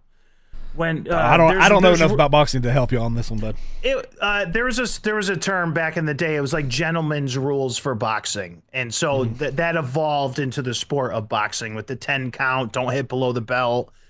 But it had a term, and I forgot. I think it was called something Berry rules, where Canterbury rules, something like that. It was like an English thing, and they had gentlemen's rules for fighting. Yeah. Well, one side still kind of using gentlemen's rules for fighting, and the other side let that go a long time ago when they let go of like Christianity and Buddhism and everything else that existed, because they're just like wild now with where. I think that's always going to be the problem when the individual finds themselves to be the final authority on morality or whatever, and like they have finals. There's nothing outside of them. There's nothing beyond them that is greater, bigger, that tells them what to do and the belief. It's like it has that. Even if they believe they're in a part of a community, because some of these are communities, it takes on that same like.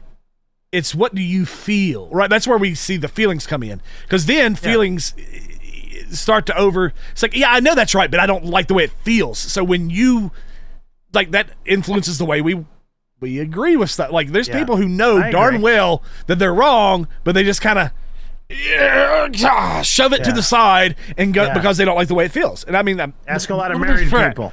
Do you think this happens because I make good food decisions? No, it's because there's days where I feel emotional and I eat based off feelings, not off of like I know this shit's killing me. And I should eat a salad, but I'm not. I'm eating this fucking fried chicken. Exactly. And it's like, this shit tastes good. Even somebody who knows better and hates that mentality falls into it. You know, so it's like, it's tough. It's hard. It is. But on a macro scale, that's why they act the way it's they dangerous. act. Yeah. And I don't think they care about the game industry like general gamers do. Like people want to preserve what they love, dude. Like there's huge communities, huge fans of these Final Fantasy, of these different what do you call them? Boy, genres. I'm still hungover from Friday. Yeah, genres and IPs. Yeah, IPs is what I was looking for. And they really genuinely care about Star Wars, and they care about they care about Luke Skywalker, and they care about the stories that are going to be told for them and their children. They're very protective over it, and a lot of it's not in a bad way. Yeah. They're like, this doesn't fit into the canon and the rules that were established when this was created. So, like, it's happened to all three of us here with things that we love that have been perverted by the world beyond what we used to love them originally for. You know, like I could say He-Man. It's very true. Yeah. I adored and idolized He-Man when I was a little kid. Yeah, and what Kevin Smith did with He-Man on Netflix absolutely broke my heart. Like it was to nostalgia bait me in, thinking I was getting He-Man and Skeletor, a direct sequel to the 1980s cartoon when I was growing up, and then to give me the slop that they gave me and my son lasted 2 episodes. By the second episode, we were done because let's just be honest. He-Man and Skeletor weren't even in it. Number 1, they died within the first 10 minutes of the first episode, so I'm not spoiling shit. Number 2, Teela, who was He-Man's love interest in the 80s. Teela was the daughter of Man-at-Arms, the head of the guard, and Teela would always go with Prince Adam and on adventures and stuff. And she was a smoking hot redhead that I had a crush on when I was a kid. And she was a badass in the cartoon. We all loved her. The show, the Kevin Smith one, it was lesbian Teela, who hated her father now, years later, took her and her girlfriend on an adventure for them to figure out that Teela was really the master of the universe. She was the real guardian of Castle Grayskull. And I'm like, I wonder why young men don't want to watch this stuff. No shit. And I'm like, I need to pay someone. I need to find out. Can I pay you to figure this out for me? Hey, you know what's funny is the marketing companies they pay are filled with other people who think that was a good storyline. That's the crazy part. By the way, coming from as a He-Man fan and from that world where I was like all involved in it when I was a kid and everything, we were not misogynists. We absolutely adored She-Ra, his sister, who had her own show. I always think of Alien, right? Like, who out Ripley. There was like, fuck Ripley. That's a no. We don't want a woman. Ripley. We still do. Every single person loved Ripley. Yeah, man and woman. Yes. And they, them. All of us. Yeah, so that's what I mean. When it's done correctly and it's done right and it makes sense, we're all in. Yeah. Mm-hmm. Sarah Connor's another great example. Yes, the original Sarah Connor, not the shitty last movie Sarah Connor, but like the Sarah Connor. Dude, Terminator 2, Sarah Connor was a badass. We were all in. Tomb Raider was. Laura Croft was always she had tits, but she was a badass. She could, and everybody loved her. Angelina Jolie was a good, I mean, the movies weren't great, but she was a great Laura Croft. Mm-hmm. Right? So now they're all full of shit. What they do is they take things that Disney specifically, because we were talking about that to start the show, so we might as well close the show with that. Disney specifically bought the biggest properties for young men, for men in general, but young men, and just absolutely Kathleen Kennedy and all these sharks. Just Star Wars is female. No, Star Wars was for everybody. Star Wars wasn't male or female. Yeah. A lot of people looked up to Princess Leia. A lot of people looked up to, Luke. Like they were the twins. They were the heroes of the story. Like then you turn Princess Leia into a lesbian, and then she's divorced from this general lady, and all this shit with Han Solo. Next thing you know, she's an angry ex-wife, and he's a grumpy ex-husband. Deadbeat dad vibe. Yeah, and then the kid kills the dad, and like, dude, like, come on. And then Rey. Don't even get me started on Rey, the ultimate Jedi who never did any training, and she beats the shit out of everybody, and then she beats up Soy Boy so bad what's his name, Kylo Ren. He falls in love with her. This guy's leading the Empire. I could do that. Yes, well, please. No, I'm not disagreeing in terms of, but he never won a fight against her in the whole trilogy. He looked like a bitch the whole time. He's a whiny emu, and then all of a sudden, and then they bring back Palpatine for no reason, and they're trying to do this and that. It was just horrid. Yeah. He was a whiny emu. I could see like an emu running across. Well, if you remember when you watched it, you're like, man, this guy's a bitch. Yeah. He's supposed to be the baddest dark forces, dark side dude in the galaxy, and he's sitting in his room crying. Darth Vader wasn't crying. Darth Vader wasn't bitching. He was out there doing. Slapped the crap out of that guy. But Disney's confused about when nobody likes it. It's wild. Because let's be honest, ladies are attracted to that too. Like strong men who take the lead, who kick ass, and then to have it's a very small subsect who like that the version that they have done now, the modern version. The vast majority of even women don't prefer that type of. Women don't watch rom-coms where the woman sweeps the man off their feet. They watch rom-coms where the man sweeps the woman off their feet. Yeah, what is it? The stupid vampire. Fucking Twilight. Even Twilight, as wimpy as that guy, Edward, but he still was like, when he needed to, he was a man, right? He stopped the car from running into it. And Jacob. It was two manly men who were very capable, powerful, fighting over, that's like the idea. But it still had like that version of men. It wasn't this emu. Yeah, I'm going to use emu from now on for it, by the way. You can also have that version of women when it makes sense. Like we just described Ripley, we just described Sarah Connor, we just described Laura Croft, we just described. There was tons of them. Yeah, there was. You know what I mean? Metroid, Samus from Metroid. Samus, yeah, back in 1980s. Yeah, 1987. Yeah, I beat that game, and then she had a bikini on, and I went, "Holy shit, that's a girl." But I was like, that's awesome. I wasn't like, I was like, whoa, this is so cool.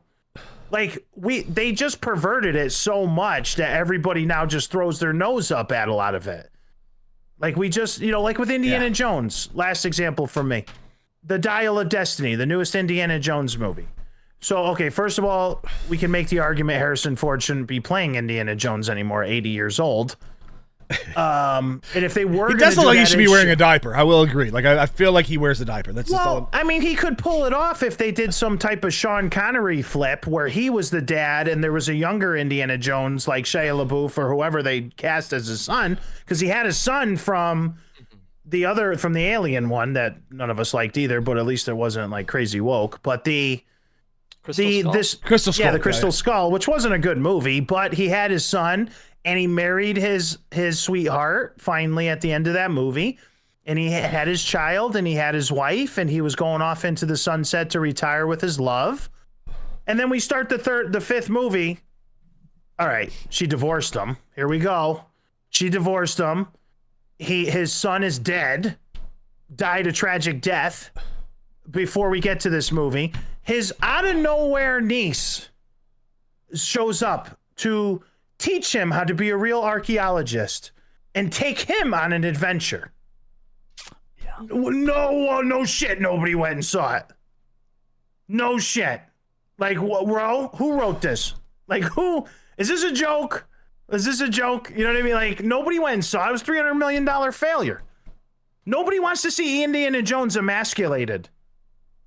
He saved the fucking world 4 times. Like, you know what I mean? Like, I am kind of tired of the young people have a voice and they should be allowed to speak and what they say matters and we can all learn from young people. Yeah, you're just kind of tired of that. Yeah, I'm like, no, they're fucking dumb. That's what I was like. No, they're just stupid and don't know anything yet.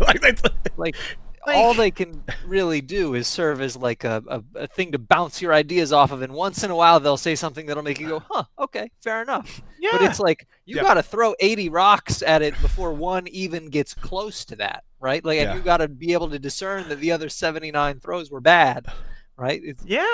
But then they sit there and they have to hire a studio or a firm to figure out why nobody likes it. I just told you, bro. Send me the check. get it. Send me the check. I'll take the check. Whatever you paid them, I'll give you a 50% discount on why Send me your the check. company Ply already has enough money. Send me the check. I'm broke. No, that's no. Discount? Listen, we'll split it. We'll all split it 33% each, and we'll give him a 50% off. And I'll tell you right now why Walt thinks your own company sucks. Like, just send it. We'll tell you. We will go to your studio and we will walk around all day and tell you guys why you suck. For like dinner and a movie. And like some extra spending. Not one of theirs. Just so we can go to Universal Studios. Their movie, yeah. Yeah. Just what the fuck? But then they release a movie like Lilo and Stitch, which is universally accepted principles and themes about family, friendship. Yeah. Original. Well, but so was the remake, wasn't it? Really? It was pretty good. I never saw that. Yeah, I enjoyed the hell out of it. There was a few changes. Mulan was like my favorite movie Mulan? for like years. Yeah, it was fantastic. Yes. And Disney makes the only movie in 2025 Preach hit $1 billion was Lilo and Stitch. Huh. That's the only one. Jurassic Park comes in second, which I still can't believe people go see that, but okay, that's just empty garbage. That's not woke garbage. That's not this, that. It's just garbage. Yeah. It's just dinosaurs. So fucking dinosaurs. But that one came in at 800 and something million. Superman dropped off at 600 million. Warner Brothers did not make a profit on Superman, even though they thought it would. And the Fantastic Four bombed. So those were like the four big tentpoles, right? The only one to hit $1 billion was Lilo, and the only two to be profitable were Jurassic World and Lilo and Stitch. Yeah. Everything else has been a bomb.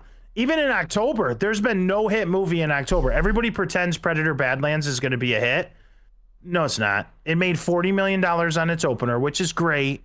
Adjusted for inflation, Alien versus Predator is still the biggest opening of all time for a Predator movie with about 80 million adjusted for inflation, 38.6 million real dollars when that came out. You guys remember AVP, the original. Mm-hmm. So it's Predator Badlands is not going to last in the movie theater. It's not a giant hit. Like, it had a good opening weekend. There's nothing else playing. Nobody went and saw The Rock's new movie. Nobody went and saw anything they have out there right now. So, and I know it's Oscar season, so I get some of that, but Hollywood's fucked. Like, it's AI is about to just, dude, if I can sit on my computer and write a movie and Grok spits out a 30-minute movie for me or whatever it is, they're done. They're almost done. That's the next thing. Forget the music, the best music being AI the videos and cartoons and everything. Yeah. We're gonna get a movie real soon, and I bet they could use like all of the Disney movies from like the 90s and like the early aughts, right? Yeah. As their sort of sample size, and be like, all right, this time take us to India, okay? Take us to India with this one, and tell us a story about a family in India dealing with this thing, and I bet it would crank out something pretty good. Yeah, and the general audience is ready. Previous stuff, yeah. The general audience is so committed, so used to slop, that anything above slop is going to be good, right? Like, just for some counter, Fallen Queen says they fucked up Lilo and Stitch. Wow, Fallen Queen, not strong opinion. Yeah. So I agree with Fallen Queen somewhat, because I think some of the changes they made weren't good in the new movie. I think from the original story, I don't think they fucked it up enough for it not to be a good film. But I do agree with you. I didn't like where they took Nani. I didn't like that they sent Nani, I think her name's Nani, the older sister. I don't like that they sent her away from her little sister to go to college. I know they tried to rectify that, spoiler alert, with the portal gun, so she could go back and forth to visit her sister whenever she wanted, which was not in the original movie. They had a portal gun, and then so she could just walk through a portal and be in her sister's bedroom. So and then funny. It works in the context of the story, but it was a cheap. Yeah, it's clearly screenplay. Deus Machina. It was a Deus Machina where they Yeah, they just because they were like, we can't fully pull Nani away from Lilo. However, we've got to show that Nani is a strong, independent woman who's going to go to college and become an engineer, because that's what they'll do. So they had to kind of like shoehorn that in for the message, because Nani wasn't good enough to just love on her sister and be on the island and be a wonderful person. She was okay. So our next podcast, I want us to talk about this, because this is something it's the destruction of the idea that family value or being a family member and traditional family stuff is valuable, is just as valuable and an equal like that. I think is a topic that we can really dig into on the next, because I know we're getting late. Yeah. I know we're moving, but I really want to dig into that because I think that is in the next episode. Timothy Chalamet, to his credit, is catching heat for this right now. Okay, he's catching major heat for saying that he wants kids and he thinks it would be a hollow life without children. I've seen a couple people catching heat. I got to give him credit. There's a few Hollywood actors that are kind of going that direction. Timothy Chalamet, by the way. What's that? Placebo. You could pull off a Timothy Chalamet. I know. No, I'm saying you could, like, he's. I don't know if you say these things intentionally, like Chalamet. No, you just call him Chalamet, if that's intentional, or if it's like you being blind. The guy who played Willy Wonka, right? That's who we're talking about. The new Willy Wonka. Chalamet. You could pull him off. I know. Okay, all right. So I'm just saying. I mean, I get it. That's why I keep him on the podcast. I want some sex appeal, like no offense. Yeah, well, I gotta get. What's that fucking? I gotta get the under 30 crew, If I've tried to get him to come on without a shirt on at all, but he just refuses. But that was my idea. Oh, was it? I'm willing to. Okay, no, I'm not joking. We made a joke, and I may do this. We're gonna do a podcast where everybody is shirtless. It's just gonna be the shirtless man podcast. That's fine. Give me 6 months. Well, mine cuts off here, so that way you don't actually see. I just got it cut off at right below. You gonna invite Sherry? Oh yeah, because listen, Sherry. Well, maybe not to be on the show because I don't think she should be on the show. No, but shirtless, she's got to watch it. Well, absolutely, she's welcome back. She's the number one who would watch Fallen it. Queen supports this idea, I believe. It's been a pleasure. Yeah, it is absolutely. I've actually gotten a couple of really good ideas from this for the next one. I will tell you guys in the next day or two, but that's going to be one of them. Please remember, because I've already forgotten 3 ideas I had for the next podcast from this. I know. Write them down. I am a bad person, and I agree. Do you have Google Calendar? Do you have Apple? What the fuck do you? I mean, I'm talking to you guys. I'm trying to keep. I mean, it's like the most obvious solution in the world. Clip this shit right now.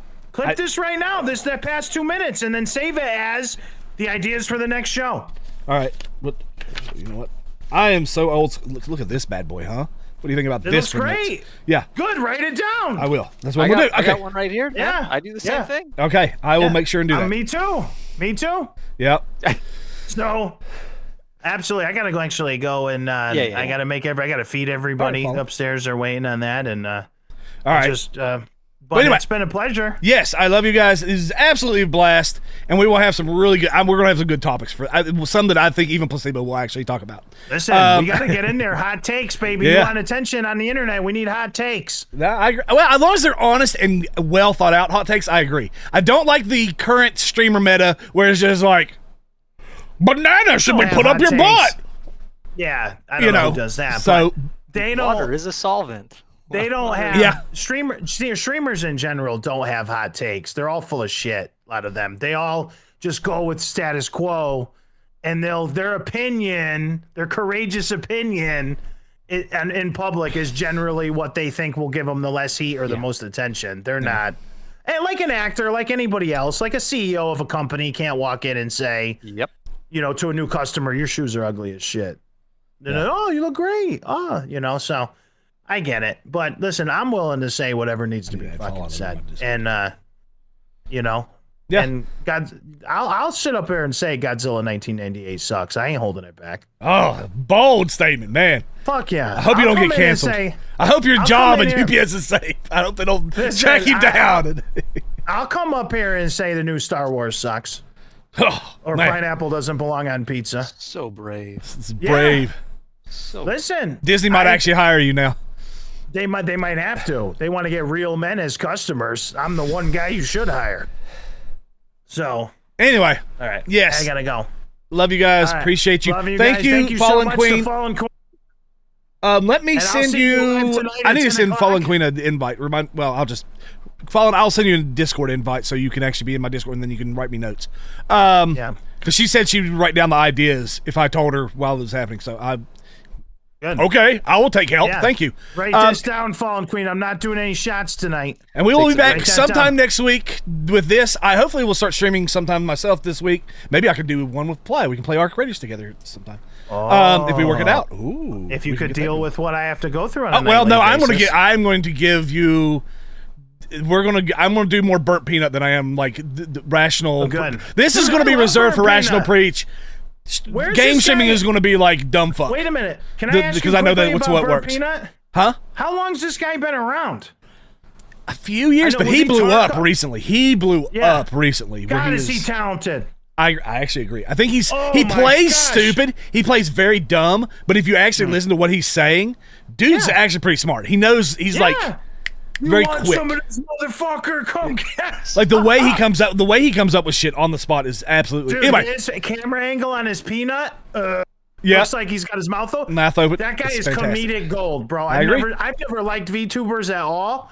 That guy is legit. Yeah, I really like it. Anyway, we can talk about that next week too. All right. Anyway, everybody on the stream, like, follow, subscribe, blah blah blah, so on and so forth. Love you all. Kiss 'ems. I'm going to end the stream now. It was a pleasure. See ya. Bye, guys. Bye. Take care.